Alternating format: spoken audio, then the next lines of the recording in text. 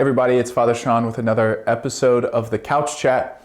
And recently we was talking with a handful of priests, and we're just kind of chatting back and forth about how things are going.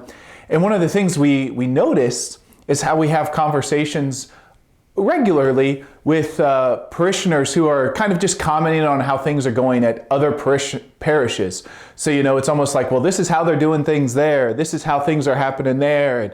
And that could be for anything, right? That could be for like how confirmation is done, different years that confirmation happens, how things are done at Mass, how RCA is handled, or how the finances are handled with this Beacons of Light. And so you get a lot of comments about, why they do this, why do we do that? And oftentimes those are good conversations. Actually, I think all the time, those are always good, good inquisitive questions and a chance to explain things, which is always great, right? It's always good to talk about what's important and what's happening.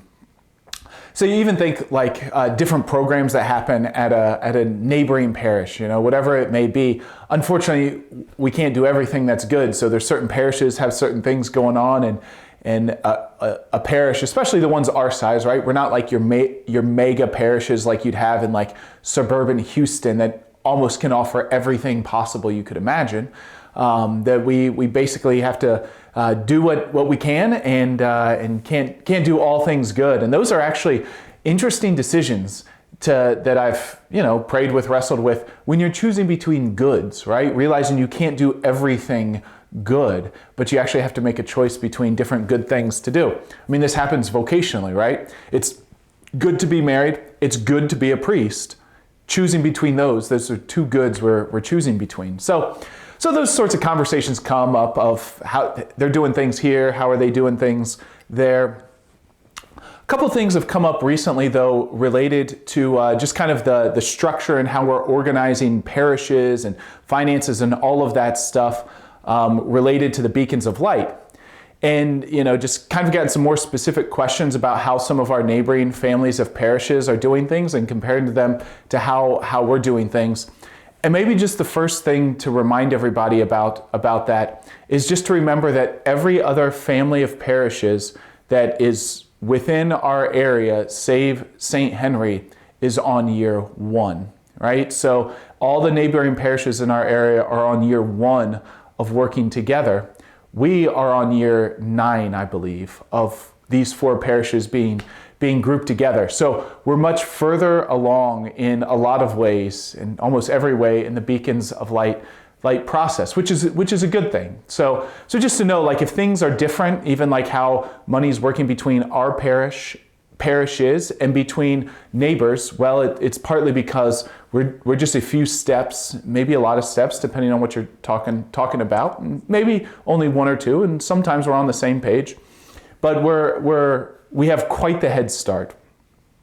And so with that in mind, sometimes people have commented, well, why don't we just hit the pause button and wait for everybody to catch up? Total legitimate question, right? Like, we are much ahead. Why don't we just kind of wait for the pack to catch up? Give us a little bit of a breather.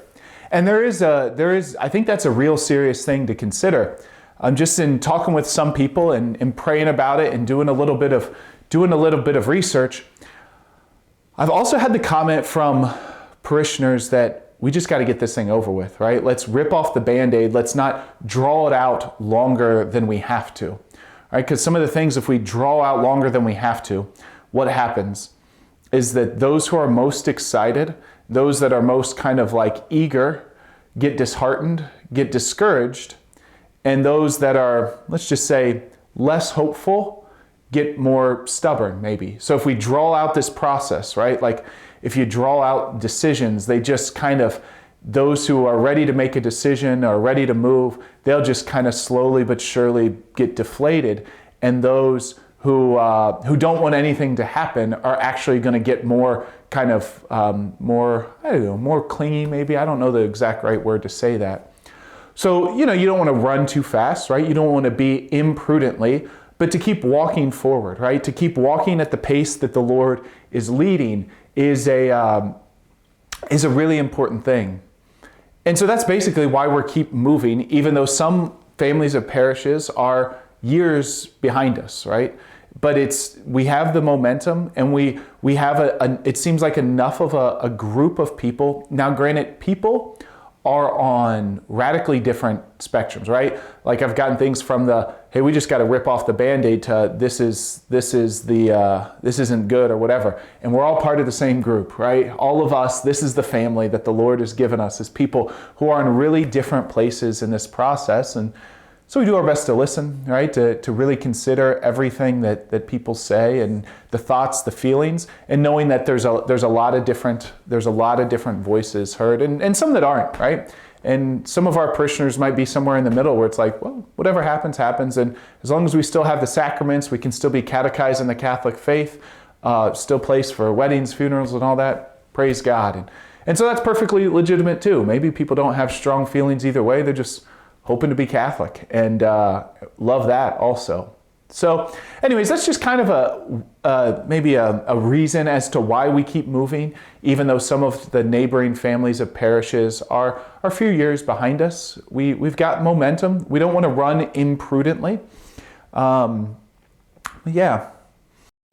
Hey, everybody, sorry we had a little bit of technical difficulties there, but that was the end of the thought. I got everything out I wanted to say. So thanks for tuning in to the Couch Chat, and we will see you next week. God bless, and take care.